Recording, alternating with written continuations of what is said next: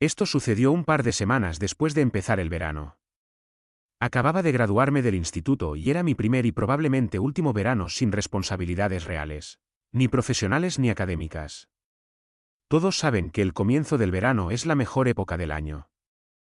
Así que, puedo decir que estaba viviendo mi mejor momento en ese momento. En Wyoming, existe una tradición popular en la que los recién graduados conducen hasta las mesetas para escalar rocas. Bueno, la verdad es que no estoy seguro de si es una tradición en ningún otro lugar aparte de mi instituto, pero me gusta pensar que sí. Es una especie de rito de paso. Celebrar la libertad haciendo algo que requiere un poco de habilidad y mucho coraje. Mis amigos y yo lo llevamos hablando durante semanas, y por fin decidimos hacerlo realidad. Parecía la manera perfecta de empezar lo que esperaba que fueran unas vacaciones de verano inolvidables. Éramos Alexandra, Nick, Jack y yo. Todos somos amigos desde la secundaria, y Alex era el único con un coche lo suficientemente fiable como para hacer el viaje. Un Jeep con el que estaba obsesionada y aprovechaba cualquier excusa para salir de la carretera. Además, era la conductora designada, ya que no bebe, lo cual nos vino de maravilla a los demás, que planeábamos llevar unas cervezas para celebrar al llegar a la cima de la meseta que decidimos escalar. Nuestro plan era visitar primero el mirador de Flaming Gorge y luego conducir por la zona de la meseta para encontrar un buen lugar para escalar. El mirador era increíble, una de esas vistas que te recuerdan por qué te encanta vivir en Wyoming. Después de pasar una hora tomando fotos y disfrutando, emprendimos el regreso a la Ruta 80, tomándonos nuestro tiempo y buscando posibles lugares para escalar. Íbamos por la carretera 141 cuando vimos una zona genial a un lado de la carretera. Había unas formaciones rocosas enormes que parecían perfectas para escalar. No demasiado técnico, pero lo suficientemente desafiante como para que valiera la pena el esfuerzo. Alex se detuvo en un pequeño estacionamiento de grava. Cogimos nuestro equipo y llenamos nuestras mochilas de bebidas. La meseta que elegimos estaba a unos 15 minutos de subida hasta la cima. Nada demasiado loco, solo una trepada constante por la pared rocosa con suficientes asideros para las manos y los pies para que fuera manejable. Tengo un montón de fotos de ese día, sobre todo porque Alex insistió en que le hiciéramos 1.000.000 de fotos, así que incluiré algunas. Alex fue primero, ya que era la escaladora con más experiencia de todos nosotros, seguida por mí. Luego Nick y luego Jack, cerrando la marcha. La vista desde la cima valió totalmente la pena. Se veían kilómetros a la redonda, interminables extensiones de la naturaleza salvaje de Wyoming. Abrimos nuestras cervezas y nos quedamos sentados disfrutando del momento, hablando de algunos de nuestros otros amigos del colegio. Estaba mirando al vacío, admirando el paisaje, cuando vi un coche que pasaba a toda velocidad por la autopista. Era una camioneta roja. Para mi sorpresa, después de pasar el coche de Alex, se detuvo en medio de la autopista. Seguí mirando y, de hecho, empezó a dar marcha atrás justo en medio de la autopista. Se lo señalé a mis amigos y los cuatro nos quedamos un poco más callados, preguntándonos qué hacía la camioneta. Dio marcha atrás hasta que pudo entrar en el aparcamiento donde habíamos aparcado, y así lo hizo. Vimos cómo alguien bajaba de la camioneta. Desde la distancia, supimos que era un hombre por su altura y complexión, pero no pudimos distinguir muchos detalles. Al principio, pensamos que quizá era otra persona buscando un sitio para escalar, hacer senderismo o simplemente parar a descansar. Pero entonces empezó a caminar alrededor del Jeep de Alex de una forma que al instante nos pareció extraña. Miraba por las ventanas, probaba las manijas de las puertas e inspeccionaba el coche como si fuera a forzarlo. Fue entonces cuando Nick gritó "Oye" desde lo alto de la meseta para anunciar nuestra presencia y que el coche no estaba desatendido. Vimos al tipo sobresaltarse un poco y empezar a mirar a su alrededor, sin saber de dónde venía la voz. Finalmente, nos vio desde lo alto de la meseta y nos saludó con la mano. Eso nos hizo pensar que todo había terminado. Que probablemente volvería a su camioneta, sabiendo que no podría salirse con la suya. Para nuestra sorpresa, no dejaba de hurgar en el coche de Alex. En respuesta, Jack gritó que estábamos armados, lo que sigo pensando que fue una mala idea. Obviamente no llevábamos armas, pero pensé que Jack pensó que el farol podría asustarlo. En cambio, el hombre nos miró y gritó algo que me dejó paralizada. Dijo, "Yo también, chaval". Luego levantó algo en el aire y lo agitó, probablemente un arma, pero no pude distinguirlo desde tan lejos. Lo que sucedió después fue como una pesadilla. El hombre empezó a golpear con el hombro y el codo las ventanas del jeep, claramente intentando entrar. Podíamos oír el impacto incluso desde donde estábamos sentados. Alex estaba furioso y empezó a gritarle que se alejara del coche. Los demás nos unimos, gritando y haciendo todo el ruido posible mientras bajábamos por la meseta lo más rápido posible sin correr peligro.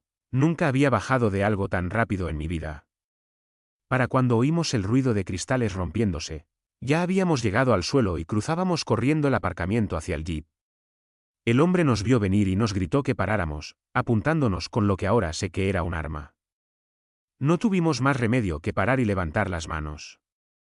El hombre nos dijo que tomáramos los teléfonos y las carteras al suelo, lo cual hicimos sin dudarlo. Luego nos ordenó que caminábamos hacia atrás mientras recogía nuestras cosas, apuntándonos con el arma todo el tiempo.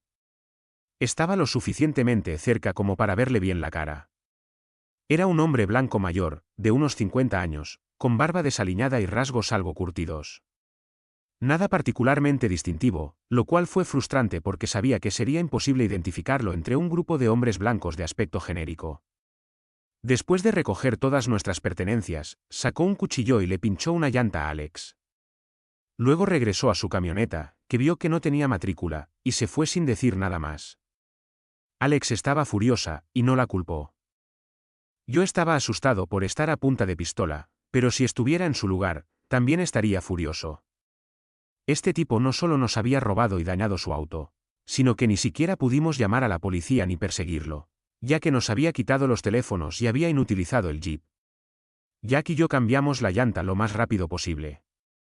Pero estoy seguro de que todos sabíamos que no habría manera de hacerlo lo suficientemente rápido.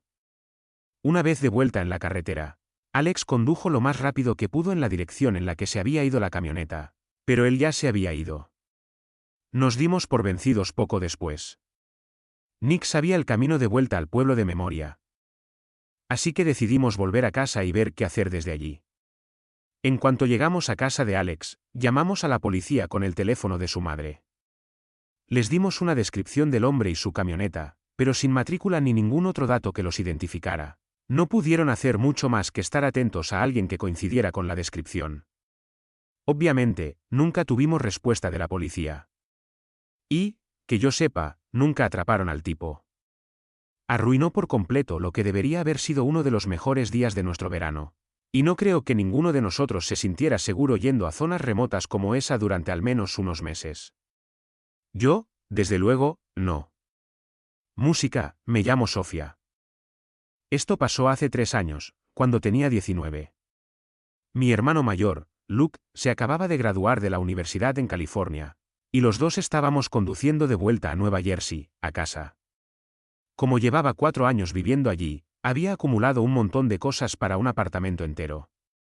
Muebles, aparatos electrónicos, libros, de todo. Y no había forma de que pudiera volver con todo. Pero esa no era la razón principal por la que lo hacíamos. O sea, un viaje por carretera a través del país me apuntaba a eso cualquier día de la semana. Lo consideraba unas vacaciones de verano, mejor aún. Podríamos haber tomado la ruta directa por Nevada y Colorado, pero Luke quería ver más del país que había estado estudiando. Y yo tampoco había estado nunca en lugares como Zion o el Gran Cañón, así que decidimos tomar la ruta panorámica por el extremo sur. Luke insistió en alquilar un UAU en lugar de simplemente enviarlo todo o venderlo y empezar de cero en casa. Sinceramente, creo que también intentaba ahorrar dinero donde pudiera, como un típico recién graduado de la universidad. El UAU no era enorme, pero era lo suficientemente grande como para que me sintiera como si estuviéramos conduciendo un pequeño camión de mudanzas por todo el país. Antes de irnos, tanto nuestros padres como prácticamente todos los foros de viajes que consultamos tenían la misma advertencia: ten cuidado en Nuevo México. No era que todo el estado fuera peligroso, pero corrían historias de estafas a viajeros, delincuencia en algunos pueblos pequeños y situaciones bastante sospechosas en las zonas desérticas más remotas. Nuestro padre nos dijo específicamente que no paráramos allí a menos que fuera absolutamente necesario y, si lo hacíamos, nos limitaremos a las gasolineras principales y volviéramos a la carretera lo antes posible. Luke y yo acordamos atravesar Nuevo México sin parar.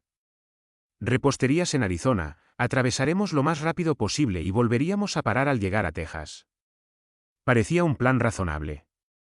La primera parte del viaje fue increíble. Zion era increíble y el Gran Cañón era todo lo que esperaba. Conducir por Arizona fue realmente hermoso, de una forma inesperada. Pero en algún lugar de la remota zona de Nuevo México, nuestro plan se vino abajo. El UAU consume menos gasolina de lo que Luke había previsto, y el indicador bajaba más rápido de lo que habíamos calculado. En retrospectiva, probablemente fue un poco ingenuo suponer que podríamos atravesar todo el estado sin parar. Empezamos a buscar la siguiente gasolinera por la carretera, pero según nuestro GPS, aún estaba a unos 65 km. El indicador ya estaba por debajo de un cuarto de tanque, y Luke se estaba poniendo nervioso pensando si llegaríamos. Se detuvo a mirar el mapa, y fue entonces cuando nos dimos cuenta de que no teníamos otra opción. Había un pueblito a unos 16 km que aparecía en el GPS con gasolinera. No era ideal, pero era mejor que arriesgarnos a quedarnos sin gasolina en medio del desierto. El pueblo era diminuto, probablemente de unos pocos cientos de habitantes, si acaso. Tenía esa extraña quietud que tienen algunos pueblitos del desierto, como si todos estuvieran encerrados resguardándose del calor, aunque ese día no hacía mucho calor. Había algunos edificios destartalados, una pequeña calle principal y poco más. No vimos a ningún otro viajero ni coche pasar, lo cual nos pareció extraño ya que aún estábamos relativamente cerca de una carretera principal. La gasolinera era uno de esos lugares comunes con algunos surtidores y una pequeña tienda de conveniencia. Mientras Luke llenaba el tanque, noté que los pocos lugareños que había nos miraban raro. Nada agresivo, solo unas escaleras que se alargaban y me incomodaban. Había un tipo apoyado en la tienda fumando un cigarrillo, al que no dejaba de mirarme, y tuve que hacer un gran esfuerzo para no mirarlo. Me dije que probablemente era porque, obviamente, no éramos de allí y conducimos un UAU con matrícula de California, pero no pasó nada. Después de que Luke terminó de repostar, intenté guiarnos de vuelta a la autopista. Eso debería haber sido lo más sencillo. Podíamos ver la autopista desde ciertas intersecciones del pueblo, pero cada camino que tomábamos parecía alejarnos aún más. Era de lo más extraño. Conducimos hacia donde sabíamos que estaba la autopista y la carretera se curvaba, terminaba en un callejón sin salida o simplemente nos llevaba en la dirección equivocada. Era como si todo el pueblo estuviera diseñado para incomodarnos, por ridículo que suene. Y antes de que pregunten por qué no usábamos el GPS, bueno, si lo hacíamos, o al menos lo intentábamos, pero no servía de nada. Era evidente que Google no había actualizado la ubicación en mucho tiempo porque el mapa nos llevaba constantemente a carreteras que ya no existían o eran completamente inaccesibles. Y encima, la señal era prácticamente inexistente allí. Así que pasaba por ciclos de breves conexiones seguidas de cero durante minutos. Terminamos dando vueltas a las mismas manzanas varias veces, y yo cada vez me ponía más nervioso. Luke intentaba mantener la calma, pero notaba que él también estaba frustrado. Empezó a sentirse cada vez más antinatural, como si hubiera algo poco atractivo en ese lugar del que se suponía que debíamos habernos mantenido alejados. No puedo describirlo, pero esa sensación de ver literalmente la carretera, pero no poder llegar nunca, era simplemente extraña y profundamente inquietante. Después de otros 20 minutos dando vueltas, Luke decidió volver a la gasolinera y preguntar indicaciones a la antigua usanza. Le rogué que no lo hiciera, pero prácticamente me gritó, diciendo que estábamos literalmente atrapados en el único lugar del que nos habían dicho que no fuéramos. Me di cuenta de que estaba bastante asustado en ese momento, así que me callé. Después de volver a la gasolinera, entró mientras yo esperaba en la furgoneta. Al salir, tenía cara de preocupación. Subió y dijo que el empleado le había dado indicaciones, pero que parecían innecesariamente complicadas. Según el empleado, teníamos que conducir 27 kilómetros en dirección contraria a la autopista por unas carreteras secundarias en el desierto para finalmente volver a una rampa de entrada. Lo miré como si hubiera perdido la cabeza. ¿En qué mundo tendríamos que conducir 27 kilómetros en dirección contraria si podíamos ver la autopista desde donde estábamos sentados? Le pregunté a Luke cómo era el tipo. Y me dijo que parecía bastante amable, pero que había algo extraño en su confianza en las indicaciones. Como si se esforzara mucho por convencer a Luke de que esa ruta indirecta era la única. Luke también mencionó que el dependiente había estado haciendo muchas preguntas sobre a dónde íbamos y cuánto tiempo íbamos a viajar. Antes de que pudiera decirlo, Luke dijo, no me fío nada. Tenemos que largarnos de aquí. Empezó a conducir y no me opuse. Finalmente, se detuvo en una calle lateral tranquila para ver qué hacer. El GPS seguía sin funcionar bien y sentí que empezaba a hiperventilar. Una parte de mí no podía evitar pensar que algo terrible estaba a punto de ocurrir. Y entonces, como si estuviera en una situación de emergencia, una camioneta polvorienta se detuvo a nuestro lado. Sentí que el corazón se me acelera y miré a Luke, quien, por lo que pude ver, ya se preparaba para irse a toda velocidad si llegaba el caso. Bajó la ventanilla de la camioneta y el tipo le preguntó a Luke si nos habíamos averiado o nos habíamos perdido. Luke se quedó mirándolo fijamente durante unos segundos antes de responder, claramente intentando calcular si corríamos peligro. Me quedé sentada en el asiento del copiloto intentando controlar la respiración. Así de asustada estaba. Si hubiera estado sola, no sé qué habría hecho. Tras unos momentos de tensión, Luke simplemente dijo que íbamos a la autopista. También nos describió la ruta que planeábamos tomar para llegar, que me di cuenta eran las indicaciones que nos había dado el empleado de la gasolinera. No tenía la mejor vista del hombre desde donde estaba sentada, pero por el tono de su voz, parecía que se puso muy serio al oír hablar a mi hermano. Nos preguntó si estábamos locos y dijo que definitivamente no debíamos seguir esas indicaciones. Continuó diciendo que la ruta que mi hermano había descrito nos llevaría a una zona realmente desolada que se sospechaba que era un foco de tráfico de drogas. En cambio, nos dio direcciones alternativas y luego dijo que era un milagro que no nos hubieran robado ya. Considerando lo despistados que éramos y lo mucho que sobresalimos, conduciendo un camión de mudanzas. Entonces, antes de que pudiéramos agradecerle, se fue. Ni Luke ni yo dijimos nada después de eso. Luke empezó a conducir, siguiendo las indicaciones del hombre. Efectivamente, a 1,5 kilómetros del pueblo, había un camino de grava que era fácil pasar desapercibido si no lo buscabas. Era la entrada a la autopista más intuitiva y enrevesada que había visto en mi vida, pero después de seguirlo un buen rato, finalmente nos devolvió a la carretera, y punto. Luke y yo hablamos un poco sobre todo el asunto, pero no creo que ninguno de los dos quisiéramos darle demasiadas vueltas. Obviamente, ahora nos reímos, y toda nuestra familia conoce la historia y nos pide que la contemos de vez en cuando, pero en ese momento, fue lo más inquietante que nos ha pasado en la vida. Nunca olvidaré esa sensación indescriptible de estar allí. Era como una mezcla de miedo, anticipación y ansiedad, todo en uno. Mi hermano lo describió como una especie de limbo sin aliento donde no te estás asfixiando del todo, pero puedes sentirlo venir. No quiero volver a experimentar eso nunca más. Esto pasó hace 5 años, 5 veranos para ser exactos.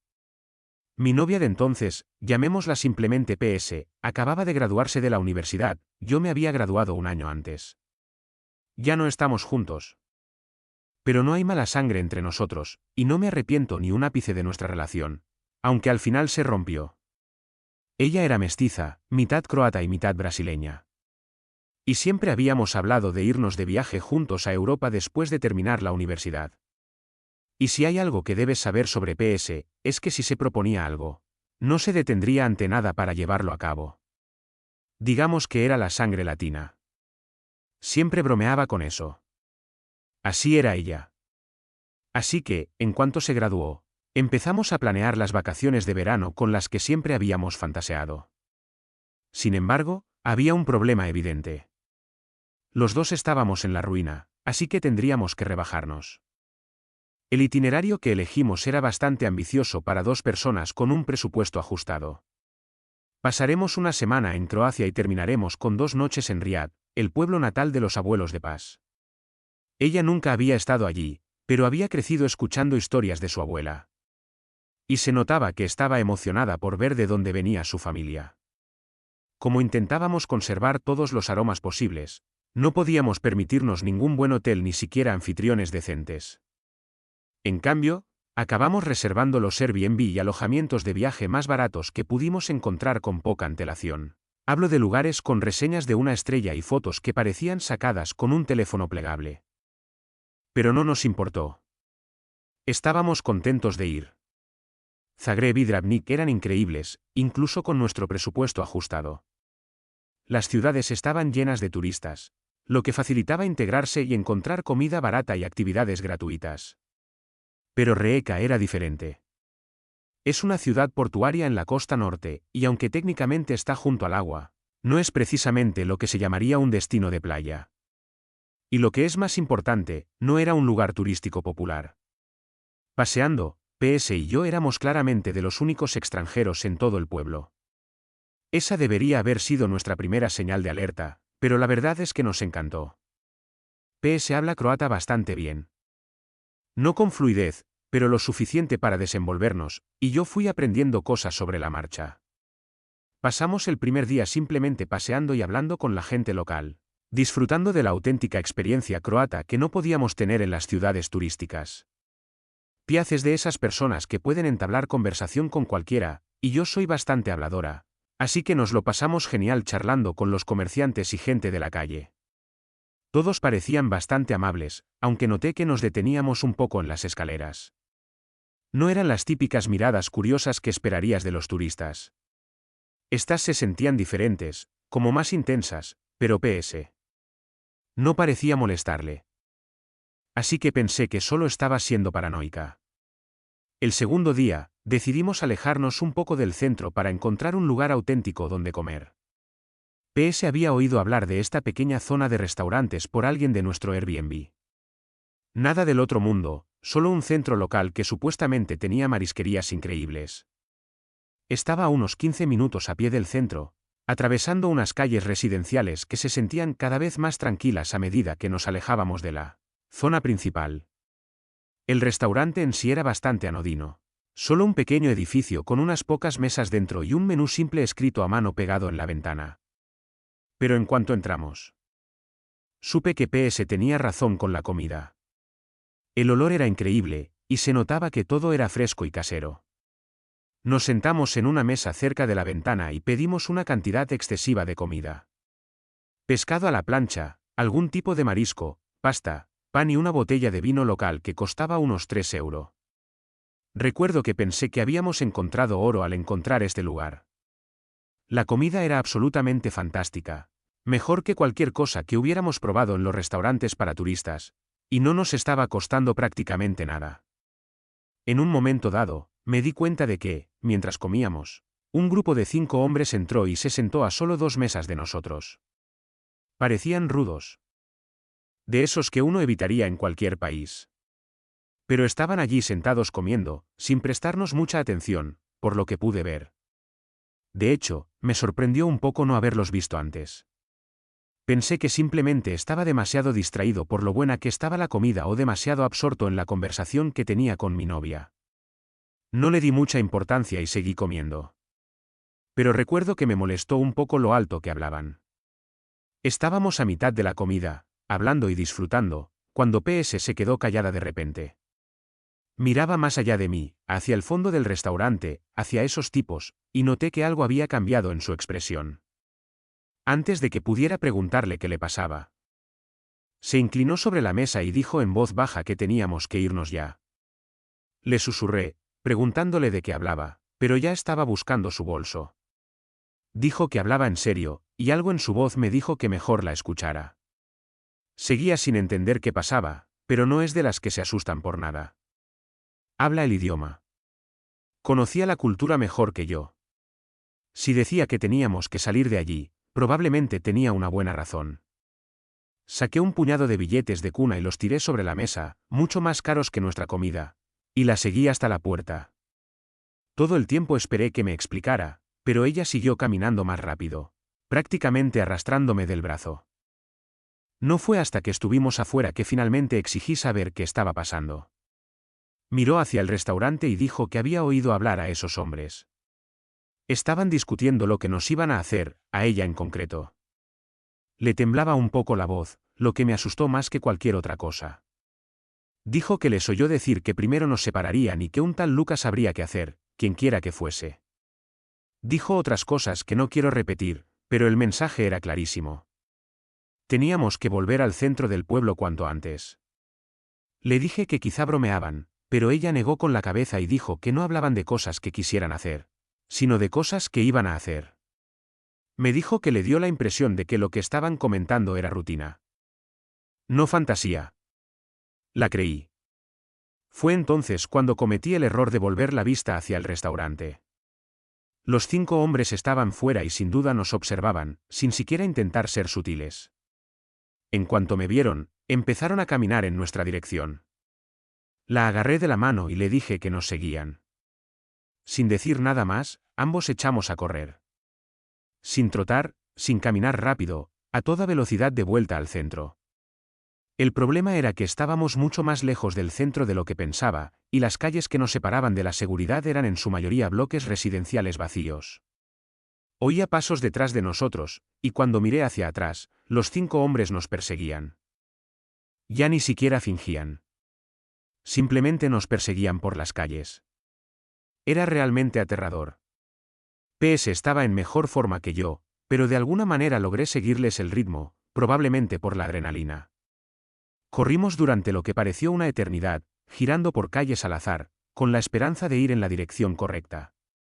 Finalmente, después de unos 10 minutos de la carrera más intensa de mi vida, empezamos a ver a otra gente en las aceras y a oír el tráfico. Los hombres dejan de perseguirnos en cuanto llegamos a la zona concurrida. Miré hacia atrás una vez más y los vi allí de pie, a unas 2 manzanas detrás de nosotros, observándonos, pero sin acercarse. Era como si supieran que no podrían hacer lo que habían estado planeando una vez que hubiera testigos cerca. Los 2 estábamos completamente sin aliento y temblando de adrenalina. Lloraba un poco, aunque intentaba disimularlo. Nunca la había visto tan asustada, y eso hacía que todo pareciera aún más real. Encontramos un café en la plaza principal y nos sentamos a procesar lo que acababa de pasar. Fue entonces cuando un croata mayor en la mesa de al lado, que debió de oírnos hablar en inglés, se acercó y nos preguntó si estábamos bien. Cuando le explicamos lo sucedido, simplemente negó con la cabeza y nos llamó idiotas. No con mala intención, sino como si no pudiera creer lo ingenuos que habíamos sido. Dijo que los turistas no deberían andar solos por esa zona de la ciudad. Y menos aún extranjeros obvios como nosotros. Entonces PS nos describió el restaurante en el que habíamos estado y la expresión del tipo se puso aún más seria. Lo que nos contó me mareó. Dijo que básicamente habíamos entrado en un conocido lugar de reunión de delincuentes locales, que el lugar estaba relacionado con algún tipo de grupo del crimen organizado que operaba en la zona. Parecía genuinamente preocupado por nosotros, como si hubiéramos evitado por poco algo muy malo. Mencioné algo sobre avisar a las autoridades locales y se rió, pero no dio más detalles. Luego pagó su café y salió de la cafetería enseguida. PS y yo no nos quedamos mucho más tiempo. Nos levantamos después de recuperar el aliento y volvimos directos a nuestro Airbnb. El resto de nuestro viaje estaba prácticamente arruinado. Estábamos demasiado asustados como para salir de la habitación, salvo para comer en sitios del centro. Pasamos el último día sentados dentro viendo la tele en mi portátil y contando las horas para nuestro vuelo. Mirando atrás, estoy increíblemente agradecido de que PS tuviera la presencia de ánimo para sacarnos de allí cuando lo hizo. Si no hubiera entendido lo que decían esos hombres, o si hubiera dudado un poco, no sé qué nos habría pasado. Es una de esas experiencias que te hacen darte cuenta de lo rápido que un día normal puede convertirse en algo realmente peligroso, sobre todo cuando estás en un lugar desconocido donde no entiendes del todo la dinámica local. Sinceramente, todavía me siento bastante estúpida por haber sido tan despreocupada en un país extranjero. Sé que es una de las cosas más peligrosas que puedes hacer, sobre todo si no te pareces en nada a un local. No hablamos mucho del incidente al llegar a casa, pero sé que nos afectó a ambas. PS siempre había sido intrépida a la hora de viajar y explorar nuevos lugares, pero creo que ese día en Ría cambió algo para ella, como sin duda cambió para mí.